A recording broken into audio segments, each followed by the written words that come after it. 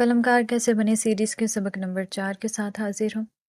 کسی بھی تحریر میں رموز کافی بنیادی حیثیت رکھتے ہیں۔ اگر آپ کی تحریر میں آپ نے ختمہ، وقفہ، سکتہ ان کا صحیح استعمال نہیں کیا تو آپ کی تحریر کا ابلاغ بھی درست نہیں ہوتا۔ آج ہم رموز اوقاف میں بات کریں گے وقفہ کی۔ سب سے پہلے دیکھ لیتے ہیں وقفہ کی علامت کیا ہے۔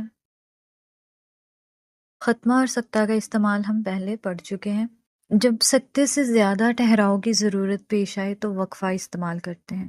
اس کا استعمال ان موقعوں پہ ہوتا ہے جب جملے کے لمبے لمبے اجزاء کو ایک دوسرے سے علیحدہ کرنا ہو، تب ہم وقفہ کا استعمال کریں گے۔ اس کے علاوہ جہاں جملوں کے مختلف اجزاء پر زیادہ تاکید دینا مد نظر ہوتا ہے، وہاں بھی وقفہ کا استعمال کیا جاتا ہے۔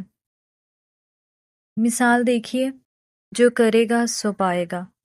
اس جملے میں دیکھا جائے تو جو کرے گا کے بعد ٹھہراؤ ہے اور اس کے بعد سو پائے گا کے بعد بھی ٹھہراؤ ہے، لیکن جب سو پائے گا کے بعد ٹھہراؤ ہے وہ زیادہ طویل ہے بنسبت جو کرے گا کے بعد والے ٹھہراؤ سے، تو اس لیے جب سکتے سے زیادہ ٹھہراؤ کی ضرورت پیش آئے گی تو ہم وقفہ کا استعمال کریں گے۔